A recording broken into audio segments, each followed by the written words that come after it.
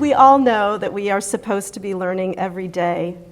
And in a perfect world, we would be aware that we are learning in real time, and we would be making note of what we're learning.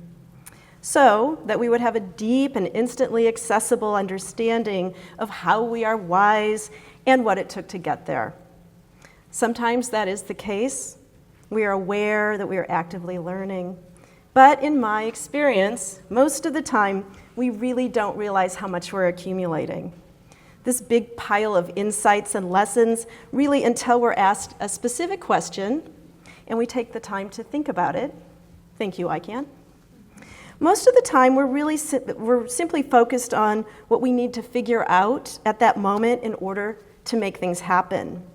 And if we're lucky, that leads to what can happen next. And then 27 years have passed, which means in my case, I have spent half my life learning the leadership lessons as I built the business that I love. Today, 27 is not considered young to start a business, but then it was, especially for a woman. In 1992, when I blithely started a graphic design firm, I believed my passion for design, my vision for the kind of business I wanted to build, and having the ability to stay focused on my goal would be enough to get me started. It turns out I was right. I did not have a business plan at that point. I did not have investors. I only had a couple of clients, and I certainly had never managed any kind of a team. This caused some people, including a banker or two, to raise their eyebrows, but I did it anyway.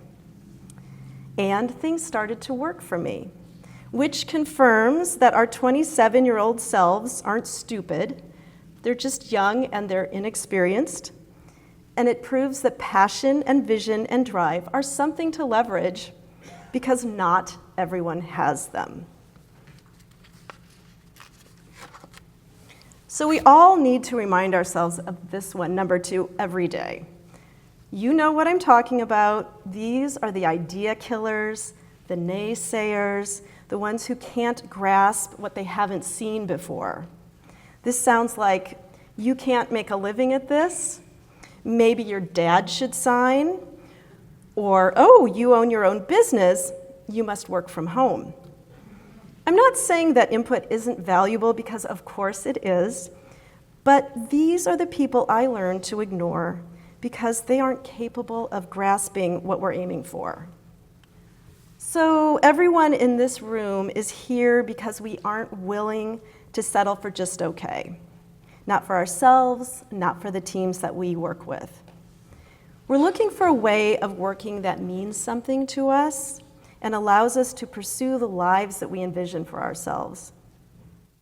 When I was starting, and all along the way, I had to defend and support what mattered to me. I learned that in work, as in life, it's up to us to decide what we value and how that will impact the people around us.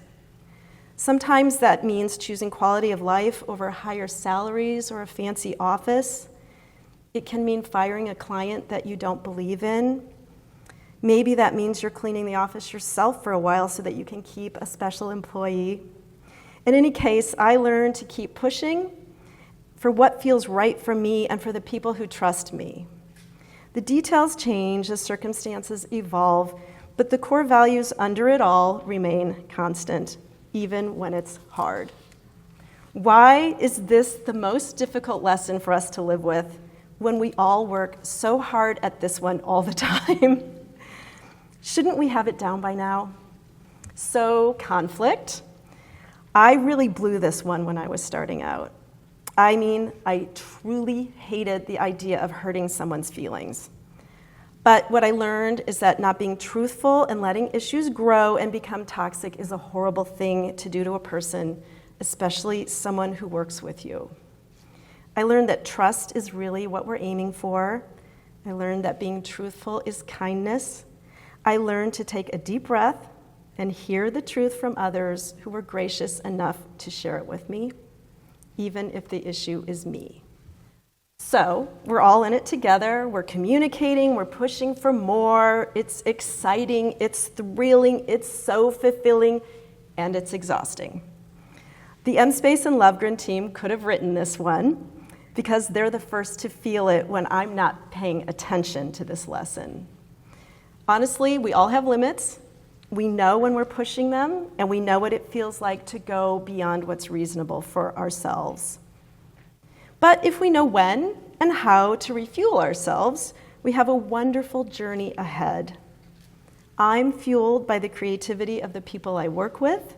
I get excited by ideas and possibilities. I get excited by new things. But I also like reading good fiction and looking at art and learning about the people behind the art. I walk a lot. I sleep. Protein is important to me. I'm a better leader and a better person when my tank is full of these things. The road is long, or it can be, so I ask you to think about what it is that fuels you and if it's a priority. Number 6. I'm afraid this one really can only come with age, but I'm going to say it anyway. Remember the 27-year-old self? Maybe that's you right now, or maybe it was a while ago. In any case, that self, yourself, is brilliant, if only because it has so much possibility in front of it. I used to wish I could be older so people would have to take me more seriously. It was tricky to be a woman and to be a leader without the backing of a large employer or a lot of money or whatever people seem to expect from someone with employees and a rising hourly billing rate. If only I could be 31 or 35 or 40 or wait. I'm not going to wait. The very next day I am serious about this, you realize you are one of the oldest people in the room. I'm telling you not to wait for when you are older or ready or whatever is keeping you from leading now or from being who you want to be now. As Mindy said, time's a wasting, folks. The later you start, the less time you have to get really good at whatever it is, and the less time you will have to enjoy it, which brings us to my final lesson. I know I'm over time. Number 7. I am bad at this, but today, with you as my witness, I am pledging to do better. It's too easy to keep your nose down and miss the magic of what's happening. When you are responsible for something for so many years, working without pause can become a habit. But a lot must be going right, or we wouldn't still be at it, right? Are we looking up? Are we taking note of what's happening, of what we're learning? Are we celebrating the people we work with? Are we celebrating our own success? Are we leading with joy? I will leave you with that question.